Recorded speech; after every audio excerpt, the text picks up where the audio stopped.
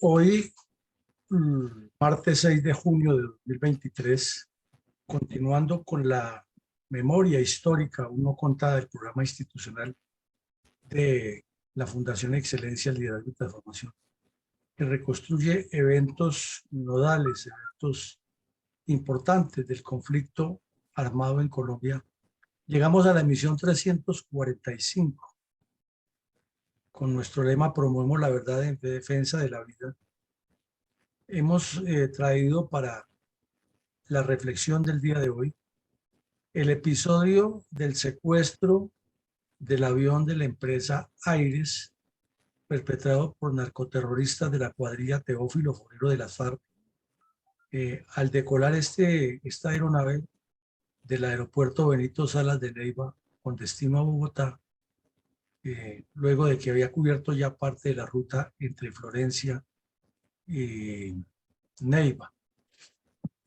Este fue un hecho que marcó un hito en el marco de la historia de la violencia comunista contra Colombia. Y fue el punto que rebosó la copa del débil y laxo gobierno del señor Andrés Pastrana, quien, forzado por las circunstancias y ante la catarata de críticas que tenía a nivel nacional e internacional por su falta de precisión y su debilidad de carácter frente a los bandidos, se vio forzado a terminar el show que él mismo había consentido en la zona de distensión con las FARC. Originó un repudio total de la población civil colombiana, hastiada de la cantidad de barbaridades y atrocidades que cometieron estos delincuentes durante los 4 años del desgobierno del señor Pastrana, ya que él pasó realmente el 70-80% de su tiempo fue por fuera del país, viajando, viviendo a expensas de los recursos de los colombianos y buscando que le dieran un inmerecido e innecesario premio Nobel de Paz. Puso unos negociadores muy laxos, muy faltos de conocimiento, que fueron presa de la manipulación de las FARC en cada una de las conversaciones, en cada uno de los temas que se trataron, y que no aportaron absolutamente nada positivo ni al país, ni a la paz, ni mucho menos a la solución del conflicto. Realmente es muy pobre el balance tanto de los comisionados del señor Pastrana como del gobierno de Pastrana frente al propósito que se fijó de firmar la paz con los delincuentes. Las FARC salieron muy fortalecidas, salieron convencidas que tenían al país en jaque, y hasta el gobierno de Estados Unidos tuvo que intervenir frontalmente imponiendo el Plan Colombia e imponiendo una serie de acciones y de replanteamientos en el área operacional militar para que se arredraran a los bandidos y para que el país recuperara la senda del desarrollo integral. Esta es la verdad y no es otra. Y la única disculpa que tuvo el señor Pastrana siempre fue decir que era que Tiro Fijo le había incumplido la palabra, cuando fue él que le incumplió la palabra a los colombianos de gobernar. Y se dijo que había habido un episodio de una silla vacía en el Caguán, y cuando nos dimos cuenta la única silla que estuvo vacía fue la del presidente de la República, que nunca cumplió con sus funciones. Adelante, mi coronel. Mi coronel, desde mediados del siglo XX, el Partido Comunista Colombiano y sus brazos armados, derivados de las ideas revolucionarias marxistas-leninistas, entre ellos las múltiples estructuras criminales de las FARC, se asentaron en diferentes regiones de Colombia, desatando una barbarie que acumula miles de acciones criminales contra los colombianos, violencia que infortunadamente persiste 60 años después, mediante la cruenta acción criminal, porque se han tipificado varias oleadas de criminalidad comunista, siempre justificadas con mentiras por sus gestores, y en los últimos años enfatizada en zonas urbanas del país. Podemos ver y escuchar el video institucional con el que nuestra Fundación Excelencia, Liderazgo y Transformación resalta en su programa institucional la memoria histórica aún no contada del conflicto armado en Colombia, el drama de las víctimas de la agresión narcoterrorista del comunismo armado contra nuestro país, los habitantes de los departamentos del Cauca, Huila, Caquetá y Putumayo, de gran importancia geoestratégica para el desarrollo general del Partido Comunista y las cuadrillas de sus brazos armados para proyectar la supuesta toma del poder mediante la legitimación con cómplices internacionales, incluido el Foro de Sao Paulo y otras organizaciones no gubernamentales?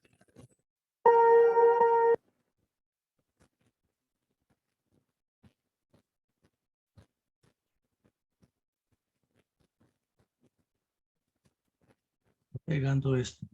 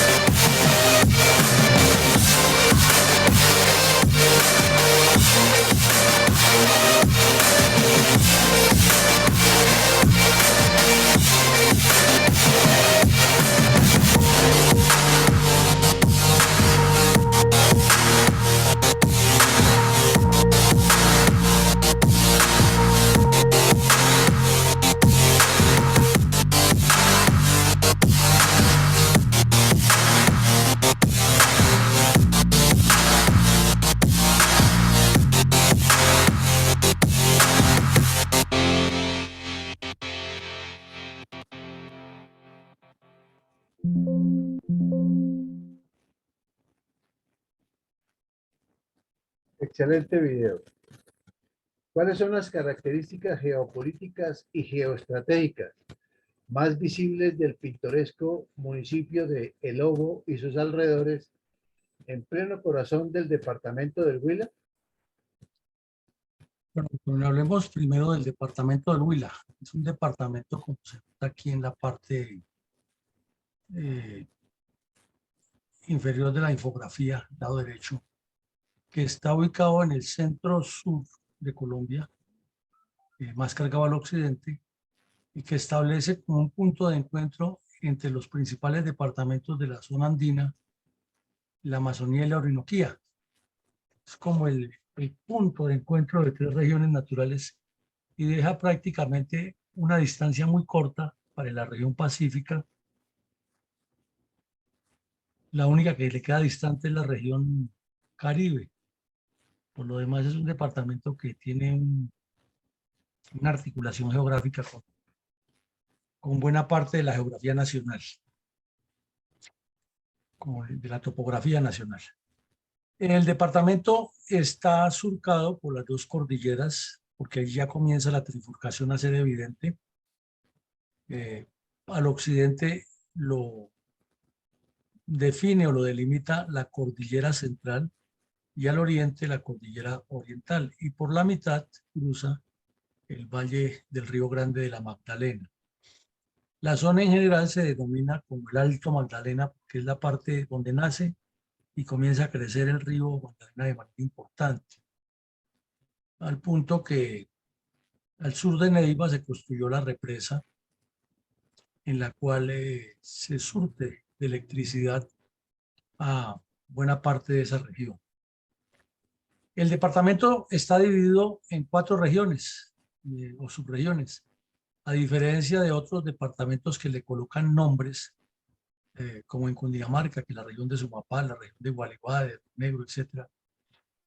En el Huila simplemente se denomina con los puntos cardinales, norte, occidente y sur. Falta una región oriente que está vinculada toda con la cordillera y la llaman norte, centro y sur. No le dan no la dividen. Eh, en el norte está lo más eh, activo de la vida económica, social y política del Huila, amén que su capital Neiva pues está en el centro de la ciudad, en el centro centro norte del departamento, y que es el único municipio que tiene límites con las 2 cordilleras en ese departamento. O sea que está sobre el río Magdalena, al lado y lado. Pero hablando del municipio de Obo, o el Obo, que tiene una larga tradición de historia, de dificultades con el problema convulso de las guerrillas, está ubicado en el centro del departamento, un poco cargado al oriente, porque su configuración geográfica está toda al oriente del río Magdalena. Entonces solamente lo separa del Huila, corrijo, del departamento del Meta y del Caquetá, el municipio de Algeciras, de una larga historia de acciones violentas de las guerrillas comunistas desde la época de lo que se llamó la violencia tripartidista en los años 50 y 60. Está realmente muy cerca de Neiva. Vehículos son 50 minutos, 45 minutos, 1 hora, dependiendo el tráfico, por una carretera que tiene bastante facilidad de desplazamiento porque es casi toda plana, casi toda. Y limita por el norte con el municipio de Campo Alegre, por el noroccidente con Yaguará, al sur con Gigante, y tiene una pequeña muela geográfica de Gigante que lo separa de Tesalia, pero la vía terrestre es muy cercana. Y lo mismo, hay una carretera que sirve de límites a varios municipios que une a Paicol, que es otro municipio muy conocido en el sur centro de Neiva, con Obo y con Gigante. Todo eso para decirles que en ese sector las guerrillas, aprovechando que pueden pasar de un lado al otro del río Magdalena, se esconden o se mueven o actúan tanto en la cordillera central como en la cordillera oriental, y que Lobo es un epicentro donde se desarrollan muchas actividades clandestinas alrededor de estos grupos delictivos. Como sabemos, la represa que surte la hidroeléctrica está ubicada entre Yaguará, Campo Alegre y Obo. También afecta a los 3 municipios. Entonces, el hecho de que reciban regalías de la producción hidroeléctrica los 3 municipios ya hace que estén en la mira de los delincuentes para todo tipo de acciones criminales, porque les permite la presencia en zonas de importancia industrial y turística del país. La represa no solamente es industrial para producción de energía eléctrica, sino que también es turística, es deportiva. Allí se practica distintos deportes, inclusive la pesca deportiva.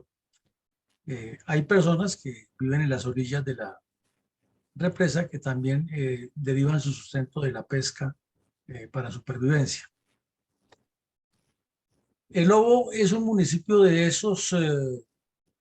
esas construcciones que tienen la mixtura de la arquitectura tipo español y la nueva construcción o la arquitectura moderna, porque así está nuestra geografía y así ha sido nuestra historia. Y pasear por las calles de un municipio de estos es pasear por la historia de Colombia, por cómo se nota por las construcciones, cómo hemos ido evolucionando desde los caminos de herradura y las casas de bareque y teja hasta las construcciones más modernas, ya con avenidas bien marcadas, como en este caso, que nos indican que ha cambiado el modo de vida de los ciudadanos. Vemos también que tiene comienza a ser aquí el territorio, el terreno, con una configuración de un limo especial de la tierra que se hace más evidente al norte del departamento, sobre todo en el descenso de las dos cordilleras hacia el Río Grande de la Magdalena. Es mucho más marcado el permanente o la permanente forma como se deshace la tierra, y eso pues va aumentando el caudal del río, eh, sobre todo en sedimentos.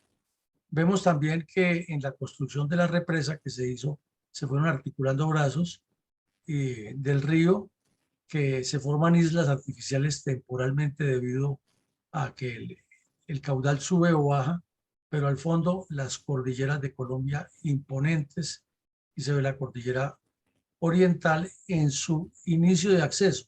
Si una persona sube aquí y baja, nuevamente ya comienza a subir unas lomas más altas y luego otras de bajada y subida hasta que llega a la alta temperatura, a la alta montaña de Páramo, y las temperaturas van siendo más frías. Como vemos, es un municipio también construido igual que la mayoría de los municipios de Piedemonte cordillerano, sobre las estribaciones, en este caso de la cordillera oriental en su parte occidental. Y por esa ubicación geográfica, como lo vimos, por los límites que tiene acceso al Caquetá, al Huila, al mismo Huila, al Tolima, al Meta, y con proyección hacia Cundinamarca siguiendo el hilo de la cordillera. El M-19 en su momento se instaló allí. Es más, hubo un campamento de paz en el gobierno de Belisario Betancur entre esa administración y el M-19 en los planteamientos de supuesta paz. En una época el ELN intentó meterse allá cuando estaba en boga la coordinadora guerrillera Simón Bolívar, y tuvieron el permiso de las FARC, pero en una operación de la 9ª Brigada fueron prácticamente eliminados todos los bandidos y tuvieron que replegarse, ya que ellos buscaban asentarse en la zona de cordillera donde se cultiva café, para seguir con la línea de la presión a las comunidades cafeteras, pero no les funcionó y tuvieron que salir de esa región. Igual el M-19 tuvo principalmente a Marco Chalita, que fue su bandido más visible en esa región, pero luego fue hasta diputado del Huila, pero no se pudieron asentar tampoco porque las fuerzas militares los combatieron con éxito, y porque finalmente el M-19 tuvo que rendirse ante la presión de los soldados. Ese es el cuadro más o menos geopolítico y geoestratégico de este precioso municipio, porque además es precioso y de gente muy amable. Gracias, mi coronel. ¿Quiénes son los autores intelectuales y materiales del secuestro perpetrado por la cuadrilla Teófilo Forero de las FARC contra 30 pasajeros y 4 tripulantes del avión HK-9531 que desarrollaba el vuelo Florencia-Neiva-Bogotá el 20 de febrero de 2002? Pues mi coronel, comencemos por los responsables políticos. El primer responsable político, este señor que vemos en la foto, Andrés Pastrana, que hasta va sonriente a mirar dónde quedó el avión que ha sido secuestrado. Él, con su debilidad de carácter y con su falta de claridad, toleró todo eso a las FARC, y luego tranquilamente dijo que no le han cumplido la palabra, y que entonces que él les daba 48 horas para que fueran de la zona de distensión, y ahí sí ordenaba una operación militar. O sea, estos bandidos destruyendo el país, cometiendo todo este tipo de tropelías, y seguían contando con la venia y la complacencia del presidente. Ahora responsables intelectuales, los 3 bandidos que vemos en la foto: Raúl Reyes, Joaquín Gómez y Fabián Ramírez. Estos 3 delincuentes fueron los que le dieron el visto bueno al paisa para que ejecutara la acción. Y lo más humillante para Colombia es que mientras el señor Pastrana enviaba a sus delegados allá que se arrodillaran ante los bandidos de las FARC en Caquetá, en el Caguán, estos 3 delincuentes estaban planeando esa acción para secuestrar al señor Turbay Hechen, a quien lo tenían en observación de cómo se movía, cómo hacía sus viajes a Neiva cuando regresaba a Bogotá porque era el presidente de la Comisión de Paz del Congreso y lo querían secuestrar para presionar a Pastrana a que les despejara más municipios seguramente, a que les cedieran todo lo que querían y a que les permitiera que ellos pudieran consolidar el dominio del país. Y Pastrana, pues como no tenía ni la menor idea de lo que estaba haciendo, lo único que le interesaba era que le dieran un premio Nobel de Paz completamente desubicado frente a la realidad de lo que estaba ocurriendo. Y las fuerzas militares maniatadas, y pues se criticó mucho esta foto, por ejemplo, que llega Pastrana escoltado hasta los dientes de soldados y la población completamente desprotegida porque no alcanzaban las tropas para cubrir la seguridad nacional. Entonces esos son los responsables tanto políticos como intelectuales y materiales de la ejecución de ese crimen. ¿Cuáles son los aspectos resaltantes de la crónica publicada por el diario La Nación de Neiva, titulado El casete del avión de Hechen, grabado en la cabina del avión durante el tiempo de vuelo controlado por los narcoterroristas que secuestraron a los pasajeros de esta aeronave? Bueno, mi coronel, la señora que está en la foto, la de gafas, tiene una blusa blanca y que está con una muchacha ahí, es la capitán del equipo del avión. Se llama Dorian Janet Ospina.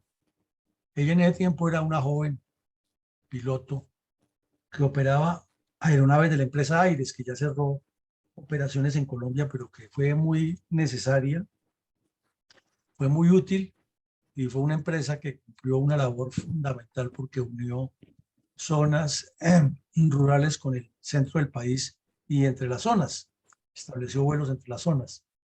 Ayudó muchísimo al desarrollo nacional esa empresa. Esta señora, el día del secuestro, pues había iniciado su vuelo desde Florencia hasta Bogotá y tenía que hacer una escala técnica en Neiva para recoger a más pasajeros y luego hacer el regreso de la misma ruta. Ya tenía experiencia, pues era la capitán del vuelo y tenía a un señor de copiloto y a dos tripulantes que le ayudaban a atender a los pasajeros. Resulta que cuando ellos decoraron, los bandidos que estaban infiltrados dentro de pasajeros estaban disfrazados, pero tenían ya las armas dentro del avión con la complicidad de alguna autoridad o funcionarios del aeropuerto. Habían subido las armas al avión. Cuando el avión levantó vuelo ya estaban en el aire y estos bandidos secuestraron el avión. Entonces, como la señora tenía la comunicación con la torre y estaban abiertos los equipos de grabación, quedó grabada toda la conversación de los delincuentes con ella y la forma tan irresponsable como fue conducido ese avión. Es un documento que está transcrito por el diario La Nación y se consigue en internet y vale la pena leerlo completo porque se escucha la forma tan arbitraria, tan riesgosa, como el bandido que asume, el que iba al mando de los demás delincuentes, asume la irresponsabilidad, porque eso no es responsabilidad, de disponer el desvío del avión hacia la vía de Lobo eh, y las instrucciones tan temerarias que da, obligándola a pasar casi a la altura de las viviendas sobre el municipio, con dirección a la carretera, donde habían preparado un aeropuerto de una pista muy corta, una carretera donde la línea fuera recta, y con todos los riesgos, porque el avión estaba completamente lleno de combustible, porque a la altura que el bandido obligó a volar, no se podía bajar todavía el tren de aterrizaje, o si se podía bajar, podía ocasionar una tragedia, que al tocar el suelo se produjera algún efecto negativo con, eh, con los mecanismos internos y hasta se incendiara la aeronave. Y esta señora con mucha pericia, con mucha tranquilidad, soportó toda esa presión psicológica con una pistola en la cabeza y descendió y aterrizó en un espacio que era como la cuarta parte de la pista necesaria para terminar el vuelo en tierra. Lo logró, según los expertos en aeronavegación. Lástima que hoy no esté mi coronel González para que lo explicara. Fue un milagro que el avión no se saliera de esa supuesta pista y se hubiera volteado o hubiera prendido candela por la cantidad de combustible que llevaba.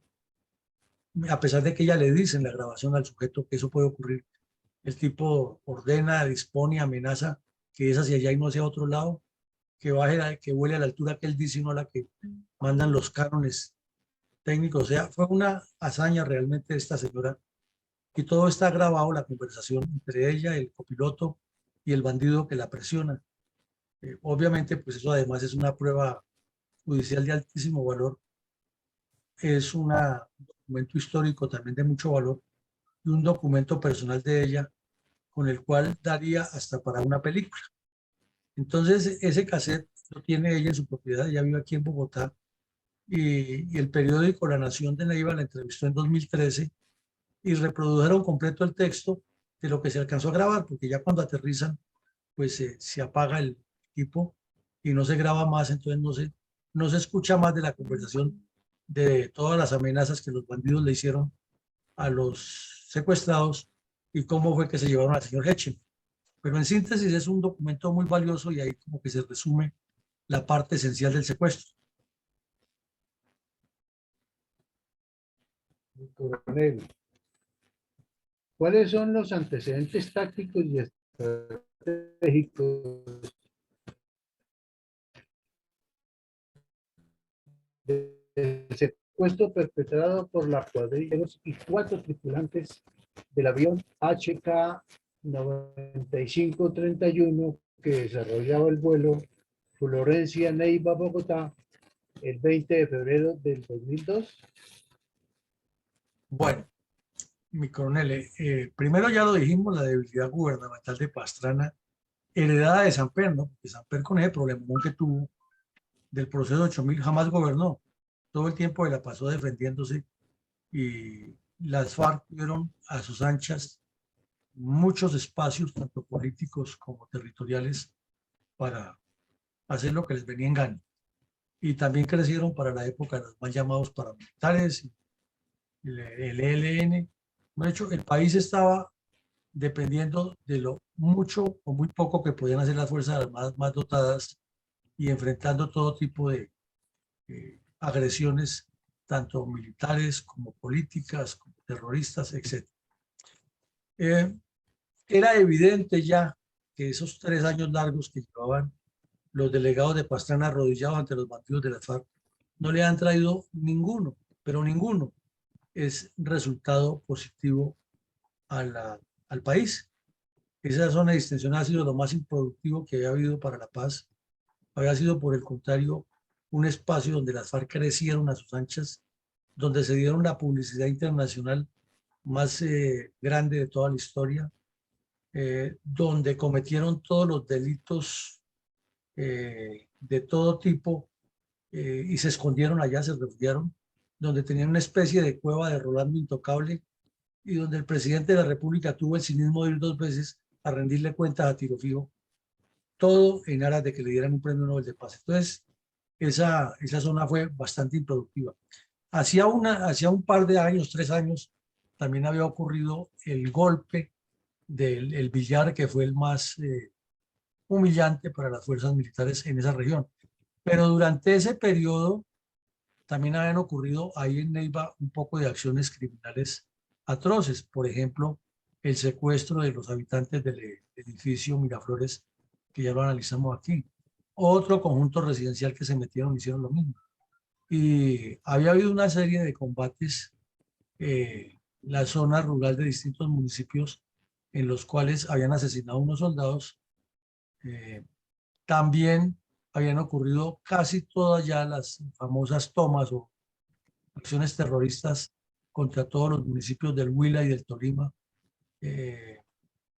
Había un bandido que se le decían Jerónimo Galeano, que se movía en el norte del Huila y llegaba hasta esta región con sus influencias se pavoneaba, decía que él había hecho negociaciones con los indígenas, con los campesinos, daba declaraciones a la prensa, y Alfonso Cano desde el sur del Tolima dirigía toda la acción criminal y ahora estaba en esos días había estado en la zona de distensión, y hasta Enriquito Santos, como le decía el mismo Alfonso Cano, le ha dado columna en el tiempo para que analizara los problemas del país. Entonces, un terrorista que estaba destruyendo a Colombia tenía también columna en el principal diario para analizar todo eso tolerado por Pastrana y sus asesores.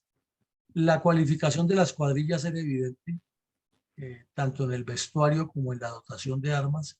Ya no eran los bandidos que andaban en botas de caucho y mal trajeados, con el pelo largo y unos aspectos de bandidos, sino que los uniformaban, los peluqueaban como si fueran militares, hasta parches les pusieron en los uniformes, y los entrenaban en la zona de distensión, en campamentos, en zonas de entrenamiento con terroristas internacionales que les daban un aspecto, una especie de ejército paralelo.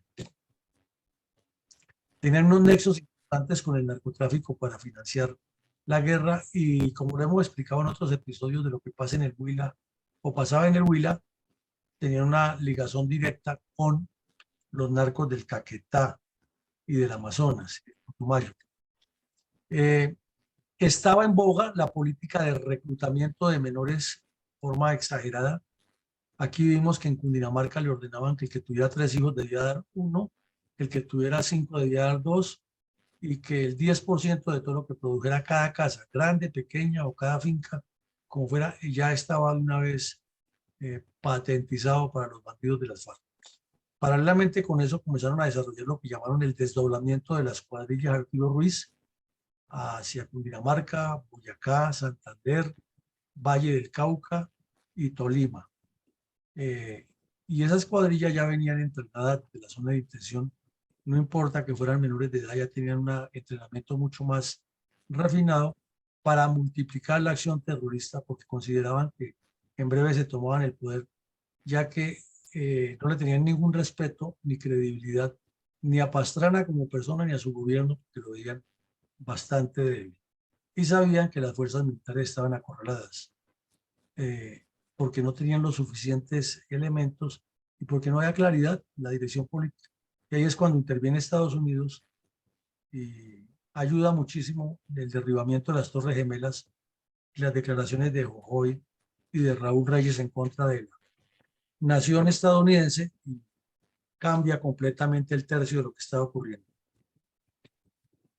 El incremento de las redes urbanas en los diferentes departamentos hace que se multipliquen específicamente en el Huila en 3 ciudades, Neiva, Garzón y Pitalito. Si miramos el mapa del Huila, las 3 ciudades forman como la columna vertebral del desarrollo de ese municipio, de ese departamento, y alrededor de ellas gravita la vida social, política y económica de cada uno de los municipios de sus alrededores. Entonces allí las FARC, que ya venían trabajando hace rato de eso, fortalecieron sus redes urbanas, multiplicaron el reclutamiento, la propaganda, y además porque en las 3 ciudades hay sedes universitarias desde esa época. Entonces eran blancos que no podían perder para reclutar y trabajar con personas de mejor nivel académico para ir avanzando en su proyecto La Toma del Poder.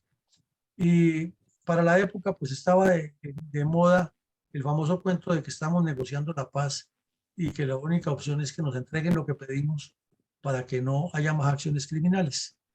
Entonces vemos que todos esos antecedentes siempre tienen una connotación estratégica y muchas actividades tácticas alrededor de ellos. Coronel, ¿cómo describió el diario El Tiempo de Bogotá el secuestro perpetrado por la cuadrilla Teófilo Forero de las FARC contra 30 pasajeros y 4 tripulantes del avión HK-9531 que desarrollaba el vuelo Florencia-Neiva-Bogotá el 20 de febrero del 2002? Bueno, los medios lo describieron siempre con el mismo por lo mismo, con la misma información, porque la información fue muy precisa y en cuanto a los hechos en general, pero no muy detallada. Entonces, puntualmente se explicó cómo ha ocurrido, pues la entrevista a la señora, a la capitana, a la piloto, fue fundamental porque lo que ella describió fue lo que realmente se desarrolló. Y le sumaron uno que otro hecho de lo que contaron los habitantes de Obo, porque los bandidos cerraron la carretera en un espacio, pararon completamente el tráfico, disfrazados de soldados, para tener la pista, dijéramos, improvisada, libre de cualquier acción. Derribaron unos árboles al lado y lado de la vida para que el avión pudiera aterrizar y con las alas no fuera a chocar contra ningún árbol. Y más o menos eso lo describieron, pero lo más importante era que iban por Heche, porque sabían que él se iba a viajar en ese avión, o sea, le tenían ya el seguimiento. Seguramente había alguien que informaba dentro de la empresa que ya había comprado el tiquete, que estaba todo confirmado.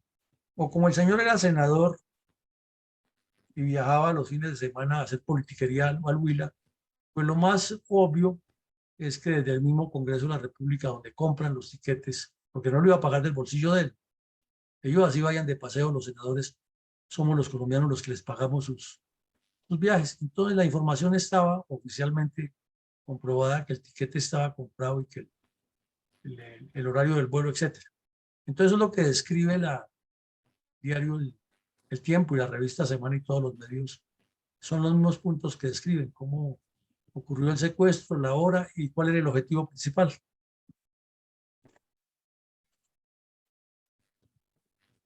Gracias, mi coronel. De acuerdo con la crónica publicada por el diario El Tiempo, bajo el título Avión pasó la noche en Obo, ¿cómo fueron las horas subsiguientes al secuestro perpetrado por la cuadrilla Teófilo Forero de las FARC contra pasajeros y tripulantes del avión que desarrollaba el vuelo Florencia-Neiva-Bogotá el 20 de febrero del 2002? Bueno, se describe primero para llegar allá, porque son dos crónicas, una que suma con otra, es el secuestro aéreo, que el proceso de paz a su final, y luego el del avión pasó la noche. Lo describen dos periodistas del Tiempo como un plan milimétrico.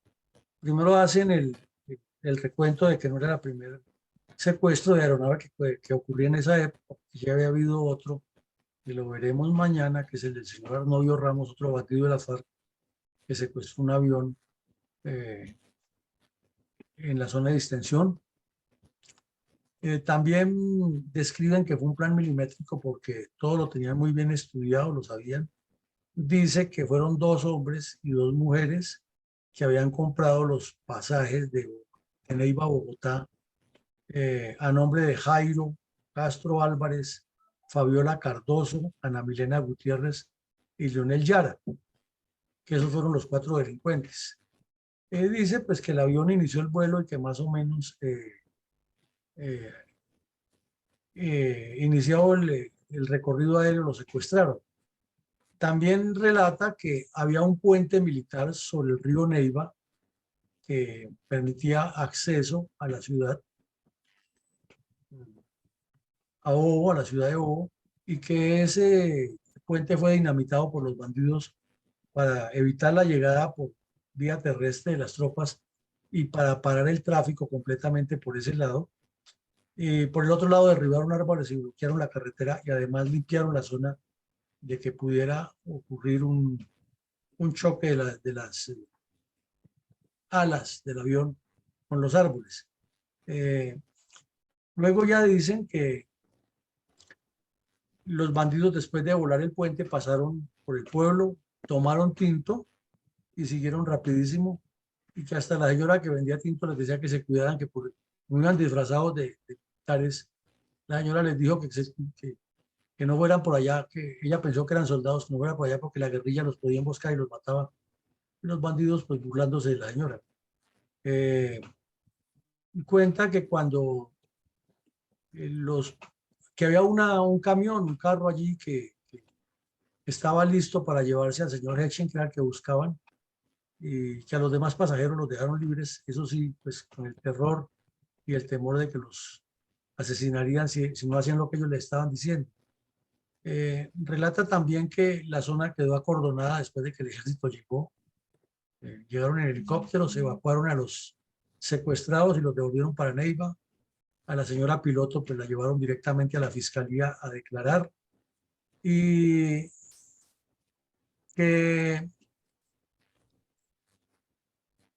el avión pues tuvo que quedar allí en recuperación mientras le arreglaban todos los desperfectos que tuvo y lo evacuaban. El tráfico quedó parcialmente trancado, sin embargo que hubo personas que se movían por la región y no iban exactamente a cruzar el puente, sino se movían por la región en sus fincas, lograron pasar por el lado del avión con las medidas de seguridad que impuso las fuerzas militares, y que las fuerzas especiales y la 9ª Brigada iniciaron la persecución de estos bandidos. Y también pues toman testimonios de personas que relatan que el avión estuvo ahí unas horas mientras se le arreglaba el daño que sufrió en los tanques de combustible y en el tren de aterrizaje, y otros la revisión completamente de la parte técnica. Ese avión inclusive voló 2 años más, empresa, pero como era un avión alquilado de Estados Unidos, lo devolvieron.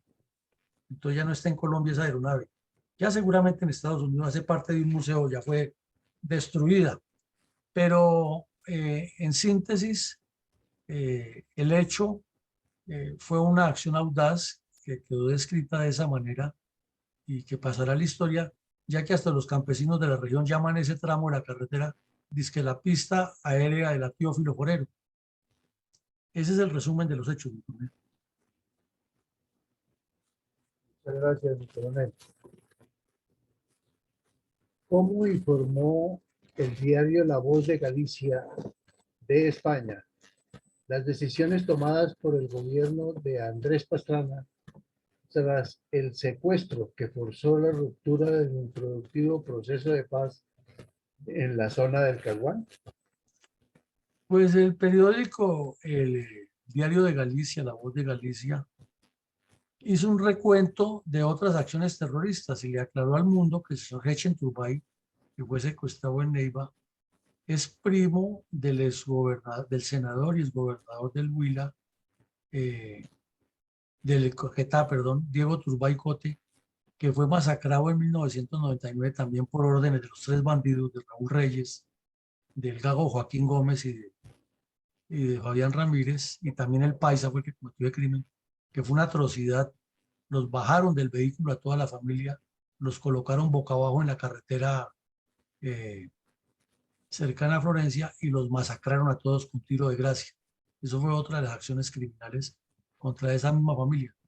Y pues el periódico describe a grandes rasgos que las acciones criminales de esta cuadrilla no tienen comparación en el resto del país, que Raúl Reyes de manera descarada dijo desde el Caguán que él no tenía ninguna información de lo que ha pasado, o sea, burlándose del país como hacían ellos. Él es el que ha planeado todo, lo ha ordenado, y cuando le preguntaron los medios de comunicación, que se pavoneaba y andaba para arriba y para abajo gracias a la identidad del gobierno, dando entrevistas a la prensa internacional y osando de estadista, dijo tranquilamente que él no sabía ni de qué le estaban hablando, que ellos estaban allá concentrados en las conversaciones, que tocaba demorarse unos días mientras hacían las verificaciones con sus estructuras armadas, a ver si alguna había hecho eso para tener un reporte claro y dar una información precisa. El cinismo era total. Entonces, con todos estos hechos, Pastrana, ya presionado, se vio obligado a, contra su voluntad, a decir a las FARC que les daba 48 horas para que se fueran. Y entonces Raúl Reyes nunca se acordó, nunca confirmó si era o no, nunca confirmó que si han sido ellos o no. Imagínense ustedes esa vulgaridad. Entonces el Partido Liberal, al cual pertenecía la familia Hechen, aprovechó para hacer politiquería, y Serpa pensaba que él iba a ser el presidente inmediatamente. Entonces hizo toda la campaña posible con ese hecho, criticando a Pastrana por debilidad de carácter en la pelea que tenían casados los dos. Y todas esas peleas entre los dos terminó en que la gente se inclinó más por el presidente Álvaro Uribe. Pero eso es más o menos lo que da a entender el periódico La Voz de Galicia, es que se estaba politiqueando con un hecho tan grave y que los bandidos estaban jugando y creían que se iban a salir otra vez con la suya, ya que la idea era llevarse a Hechin allá para la zona de distensión y ponerlo desde allá a que forzara a sus compañeros del Senado a ceder en todo lo que ellos querían, porque Pastrana les parecía poquito lo que les había entregado. Ese es el resumen. Muchas gracias, mi coronel. ¿Cómo resalta nuestra fundación el drama de los niños víctimas del narcoterrorismo comunista de las FARC en sucesos tan atroces, tales como el reclutamiento de menores por parte de las FARC y el ELN, en este caso específico por el secuestro perpetrado por la cuadrilla Teófilo Forero de las FARC contra 30 pasajeros y 4 tripulantes del avión de aires HK-9531 que desarrollaba el vuelo Florencia-Neiva-Bogotá el 20 de febrero del 2002?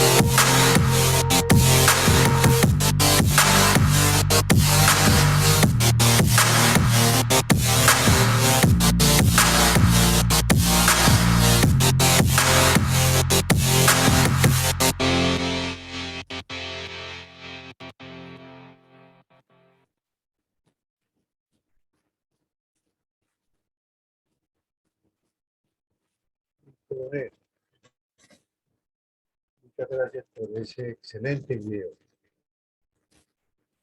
Al término formal de cada episodio de reconstrucción documentada de la memoria histórica aún no contada del conflicto armado que realiza diariamente nuestra fundación, usted siempre hace un balance puntual de reflexiones respecto a los hechos del conflicto que analizamos a diario en este espacio de opinión y estudio científico de la violencia comunista contra Colombia.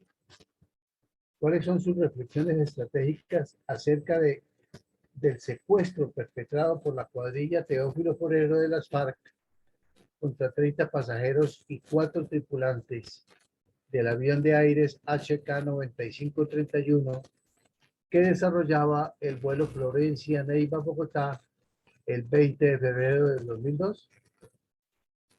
Pues mi coronel, al ver las imágenes que ilustran el video anterior que usted comentó, debemos recordarle a nuestros teleaudientes que muchas de esas imágenes corresponden a acciones cometidas por las FARC durante la época de la zona de despeje o zona de distensión o espacio territorial libre que les dejó el señor Pastrana.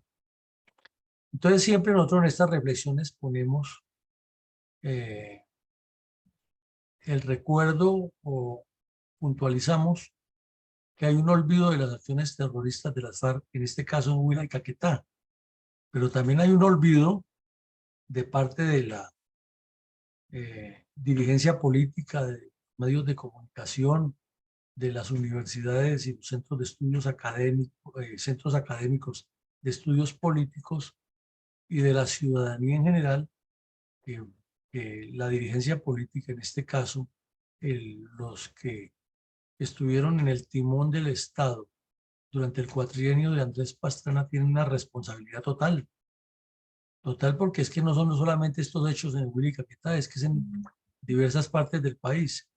Y cuando una situación en una empresa, en una organización humana, es reiterativa en diversos sectores, es porque está fallando completamente el tren gerencial, logístico, administrativo y estratégico. Eso no se puede negar y no podemos echarle la culpa que la culpa la tuvo un tubo, ni que era que estaba haciendo mucho frío, ni que fue que los bandidos no me cumplieron la palabra. Ahí hay una responsabilidad total. Entonces el olvido es de la responsabilidad de estos personajes también. Largamente hemos reiterado aquí la importancia geoestratégica de los departamentos de Huila, Cauca, Caquetá, Putumayo, Tolima, Meta, en pos del desarrollo estratégico de la FARC y del Partido Comunista para tomarse el poder. Infortunadamente, y aunque esto parezca negativamente paradójico, han pasado ya 8 décadas de la agresión comunista armada contra Colombia desde esas zonas y los tenemos otra vez en la misma. Para poner un ejemplo, la semana pasada los bandidos de las FARC en esta región, en el Obo precisamente, detuvieron a unos soldados, o detuvieron la caravana, detuvieron unos soldados que están dedicados al desminado humanitario, es decir, a limpiar la zona de las minas que estos mismos bandidos de las FARC han sembrado. Les incineraron el vehículo, los devolvieron para la base, como estaban desarmados. Vaya, dígale al gobierno que si no nos quita de ahí, entramos y destruimos esa base y no respondemos por la vida de ustedes. Y la acción del señor Petro, en lugar de disponer que esas tropas se refuerzan con armas y la zona se militariza, bueno, entonces quitémoslos de allá para que los señores de las FARC no se pongan bravos. O sea, Belisario Betancur comenzó entregándole esa misma zona a las FARC, al M-19 para negociar la paz. Andrés Pastrana se les arrodilló y le entregó eso. Juan Manuel Santos suspendió las operaciones militares y ordenó que fuera el Estado el que limpiara las minas que dejaron los bandidos. Y ahora Petro dice que mejor dejen las minas ahí y que le despejen la zona a los bandidos. Entonces, por eso decimos que se nos olvida que las acciones terroristas las cometen las FARC, pero también se nos olvida la irresponsabilidad de la dirigencia política. No hay que ser un curso de alto análisis para comprender que esto es un terrorismo sistemático y sostenido en el tiempo que viene de larga data, porque si nos devolvemos a antes de Belisario Betancur, ahí estuvieron Juan Mario Valero y otros bandidos que hemos visto en casos anteriores en la misma región haciendo daños a nombre del Partido Comunista. Tiro Fijo también estuvo ahí, y el Mono Jojoy cuando era joven, era niño. Y otros bandidos, es que la lista es muy larga. La estrategia de terror en los municipios era algo ordenado, sistematizado y controlado, de tal forma que es inaceptable que en la JEP se diga que no tienen nada, que ya con que cuenten la verdad es suficiente. No, porque es que es una estrategia, es una política. Es muy distinto que se diga que los bandidos que estaban al mando total de las FARC daban unas instrucciones y que los bandidos que estaban bajo su dirección cometieran otras. Entonces ahí la responsabilidad sería, claro, total, pero tendría una especie de salvedad, que era que los otros se les han salido del redil. Pero aquí es que eran los mismos cabecillas los que daban la orden y presionaban a los bandidos para que cometieran eso. Entonces, eso es terrorismo y el terrorismo no puede quedar exento de ninguna ley internacional ni de ninguna acción, porque además es sistemático. Si hubiera sido una sola vez, se condena por el hecho de que lo cometieron una vez, pero cuando es permanente ya es una estrategia, es una política criminal, no se puede, no se puede, y antes al contrario tiene que investigarse es como un genocidio, como una aberración total contra una ciudadanía, contra una población. El narcotráfico ha sido el motor de ese conflicto, de esa violencia, y los nexos internacionales. Son dos cosas que van de la mano. Y la tercera, pues es el cuento de que queremos la paz. Ellos siempre quieren la paz. Y aquí se habla de todo. El señor Petro está en este momento empeñado en legitimarlos. Las declaraciones de Benedetti dejan muchas dudas alrededor de cuál es la relación del señor Petro con el narcotráfico. Y los nexos internacionales siguen intactos. Entonces, los comunistas siguen moviéndose hasta en Estados Unidos, legitimando las FARC y vendiendo ideas falsas, eh, sin que haya una acción coordinada del Estado colombiano con los organismos internacionales de seguridad para capturar a esos delincuentes y traerlos a Colombia a que purguen en las cárceles por los delitos, porque están promoviendo el terrorismo a nombre, entre comillas, de derechos humanos y otras figuras de defensa de los campesinos. El reclutamiento y desdoblamiento de cuadrillas tuvo mucha fuerza en esa época, ya lo explicamos bien en qué consistía, y era con una visión de copar, ya no paulatinamente, sino totalmente a la capital y lanzar la ofensiva generalizada y comenzar a destruir las ciudades, a ver si el pueblo se tomaba el poder, que luego lo han intentado es destruyendo la infraestructura pública, a ver si el pueblo sale y se toma por asalto el palacio y le entrega el gobierno a los comunistas, y no les ha funcionado ni lo uno ni lo otro, pero no paran de hacerlo. No paran de hacerlo porque es su metodología. Y no paran de reclutar jóvenes que son la fuente más importante para nutrir sus cuadrillas, y donde hay más descontento porque con los desgobiernos, todos sumados, y ahora con este que tenemos que es peor, la juventud no ve ninguna esperanza. Entonces el atractivo de ingresar a un grupo violento crece más. Y como el joven cree que tiene la sartén por el mango y que descubrió que la rueda gira, pues es más fácil de convencerlo. Ya lo dijimos, ese estratagema de paz y diálogo va muy de la mano con el narcotráfico y los nexos internacionales, y es un triángulo sobre el cual se soporta toda esa infraestructura delictiva y dañina para Colombia. Y finalmente, para esa época ya habían tomado la decisión de secuestrar dirigentes políticos. El mono hoy lo dijo varias veces, es que hay que darles donde les duele porque ellos no la creen. Alfonso Cano salió por la misma época y le dijo a Alfredo Moreno que los diputados del Valle y al señor que ha sido gobernador de Pasto, Luis Eladio Pérez, lo han secuestrado era para hacerles un juicio porque tenían informaciones de que se habían desviado recursos oficiales para su provecho y que los iban a juzgar y a fusilar, además obligarlos a que devolvieran lo que se han robado. Pero luego ya con el secuestro de Ingrid Betancourt, entonces, y las declaraciones del mono Jojo lo corroboraron, vamos es a negociar a nuestros prisioneros políticos, como decían ellos, los delincuentes terroristas que estaban en la cárcel, y nosotros les entregamos a sus dirigentes políticos en un canje del cual ya Hugo Chávez y Piedad Córdoba comenzaron a ser parte del show, y fue una nueva etapa. Pero inicialmente ese secuestro de dirigentes políticos era para hacerles juicios por sindicaciones que tenían de pésimos manejos y no santos manejos del presupuesto, y los iban a fusilar. Finalmente los diputados del Valle los fusilaron en otras condiciones, pero esas son las declaraciones que dijeron los bandidos porque los tenían, y están escritas y están en archivos periodísticos que no se pueden cambiar porque eso fue lo que dijeron en ese momento. Adelante, mi coronel, con los comentarios.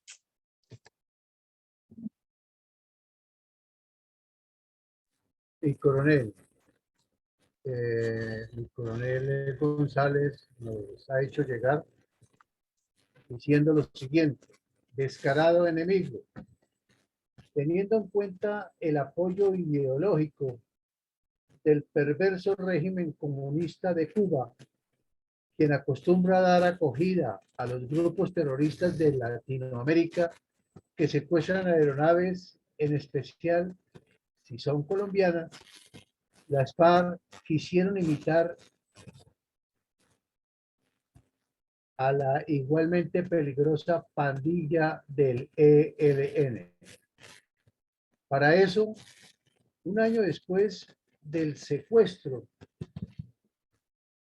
del vuelo de Avianca de 1999 por parte del criminal ELN, las FARC secuestraron el avión de Aires que efectuaba el vuelo entre Neiva y Bogotá, haciéndolo aterrizar en una carretera poco tiempo después de despegar.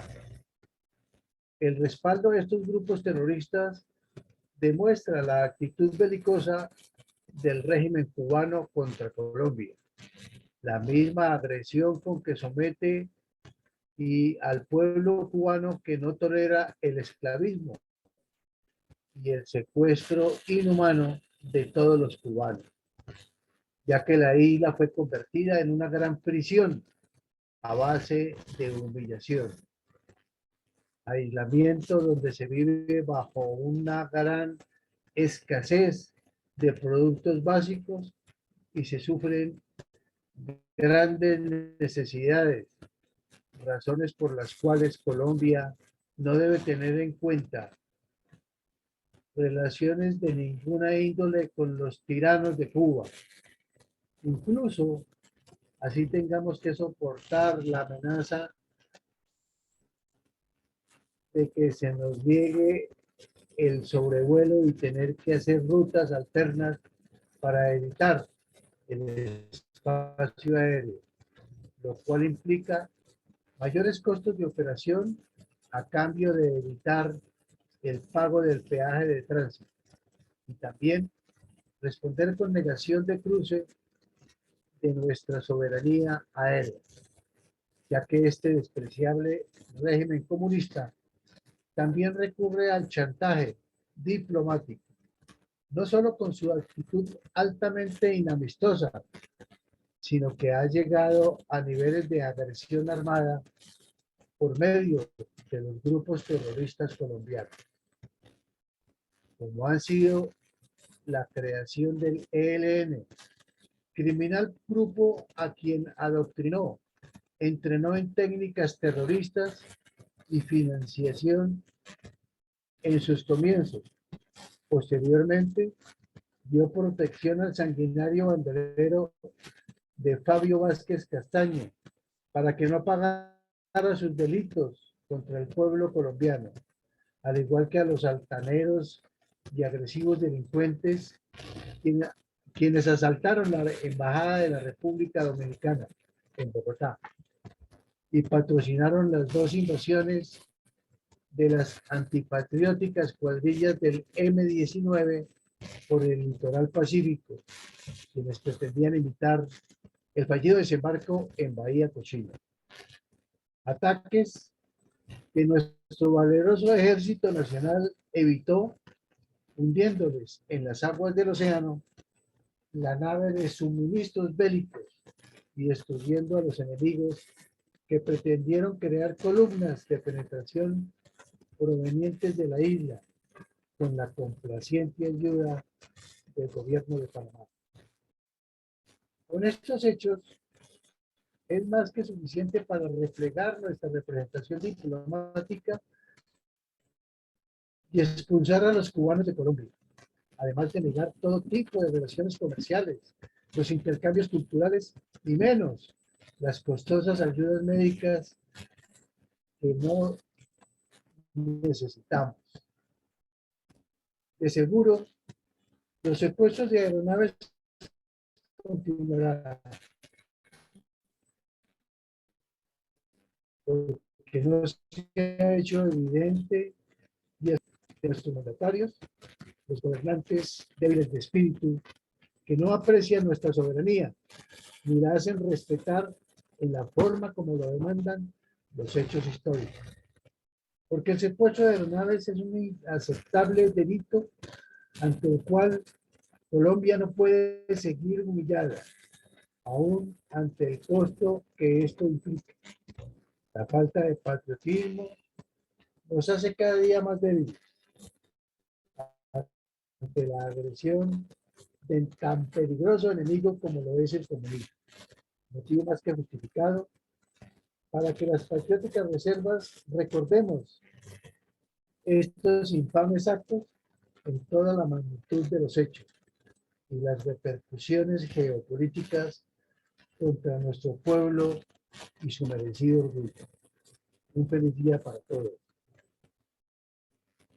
Iván González Jurado.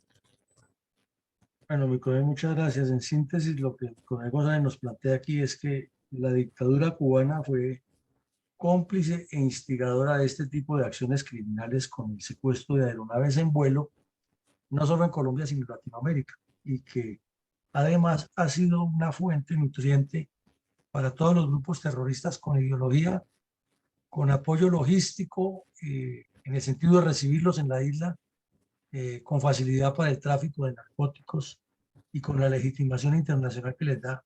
Y como vimos durante el gobierno de Duque y ahora durante el de Petro y en el de Santos también, completamente en complicidad, cómplices de todas las actividades politiqueras de legitimación internacional de las FARC y del ELN. Adelante, mi colega.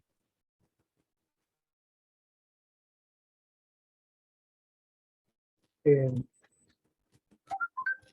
el Facebook hemos tenido y en el Zoom hemos tenido la participación en el día de hoy de Eduardo Patiño, que dice lo siguiente: el secuestro del avión de Aires llevó a la operación Thanatos, donde las fuerzas militares tomaron control de la zona de despeje. El objetivo final es dar 15 años más de vida a los tucanos, aviones que han participado en importantes acciones militares como la Thanatos en 2002, que ayudó a recuperar la llamada zona de distensión tras la ruptura entonces del diálogo de paz entre el gobierno y las Fuerzas Armadas Revolucionarias de Colombia, dijo Ruales. La aviación del ejército, respaldadas por tanques, estaban listas para entrar a ocupar los municipios de San Vicente del Caguán, Meseta, La Macarena, Vista Hermosa, Uribe, que hacen parte de la zona desmilitarizada, ahora en proceso de recuperación por parte de las tropas. El general Fernando Tapias, comandante de las fuerzas militares, dijo en una madrugada que las habitantes de la zona desmilitarizada, alrededor de 100.000, estarán bajo la protección de su tropa.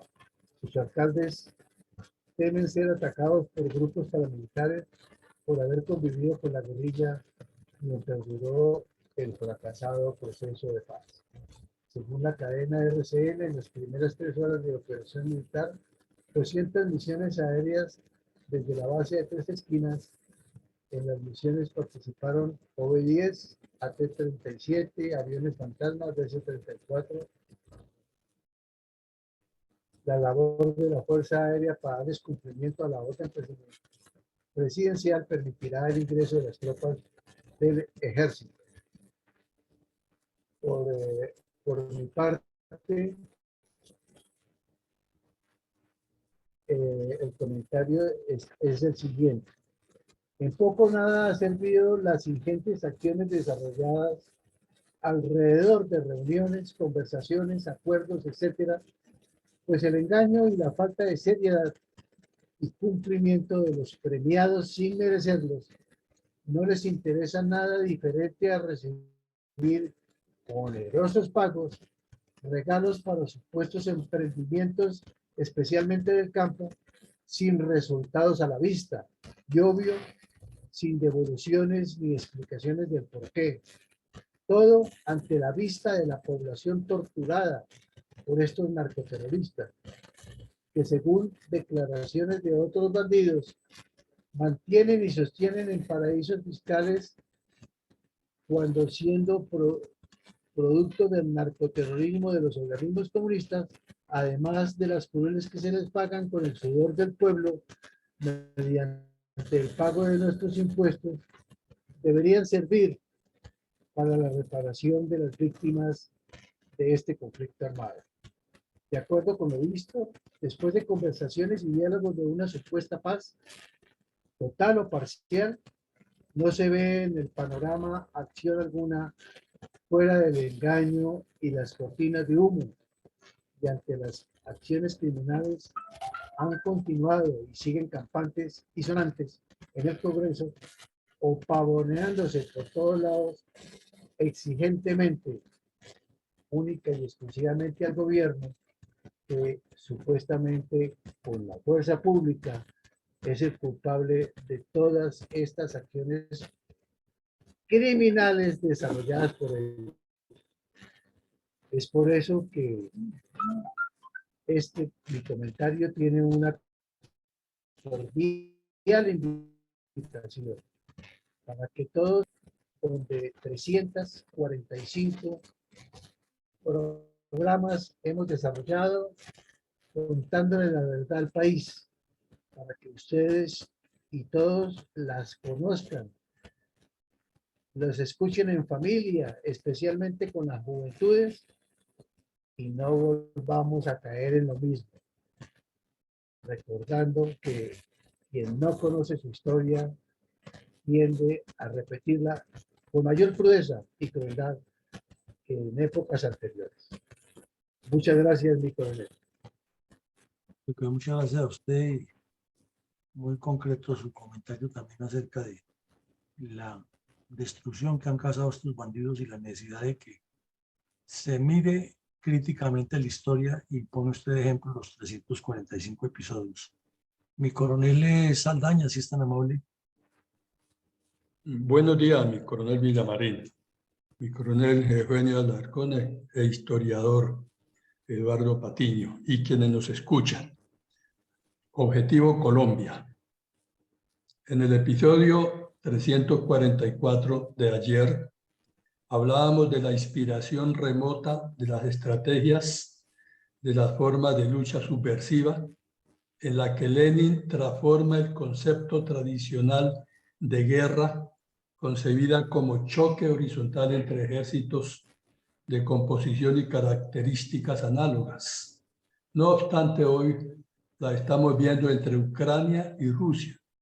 Pero claro, nos referiremos mejor al sentido vertical, llamadas también asimétricas, de guerra subversiva, que con Lenin cobró vigencia en tanto la estamos sufriendo hoy en día y la que nuestros miopes gobernantes no la han sabido entender ni confrontar, pese a tener las mejores fuerzas militares y de policía del mundo en estas formas de lucha que tanto daño nos han causado, material y psicológicamente, dado que los hechos crueles y las amenazas nos mantienen en una permanente paranoia. Ambas guerras, la horizontal y la vertical, están basadas en el engaño. Esto lo sabe bien la guerrilla terrorista, quienes simulan aparecer inactivos en los procesos de paz cuando al mismo tiempo están atacando y destruyendo a sus hermanos, recurriendo a toda clase de engaños y señuelos para engatusar al adversario. Adversario es el mismo país que los vio nacer en igualdad de condiciones y oportunidades que sus propios compatriotas. Resulta lógico que las naciones e imperios luchen para agrandar sus territorios y poder. La historia militar y universal nos lo ha enseñado y la Fundación Liderazgo, Excelencia y Transformación nos lo recuerda cada día en sus conferencias de geopolítica y episodios como el de hoy. Pero es ilógico que estos bárbaros terroristas destrocen su país para engrandecer un imperio que no es nuestro, el imperio comunista. Y más ilógico que los gobiernos, los partidos políticos y algunos particulares inclinen sus cabezas ante el engaño pernicioso de estos terroristas en los llamados procesos de paz. Aquellos, todos quienes se sientan en la mesa de diálogos, en mi entender, también cargan con alguna responsabilidad moral de que la violencia no termine. Muchas gracias y feliz día, es mi reflexión. Muchas gracias, mi coronel. Exactamente, y me quedo con lo con la última parte que son los que no quieren que la violencia termine porque se les daña su negocio y un poco de banda los terroristas destruyendo el país con igualdad de responsabilidad de quienes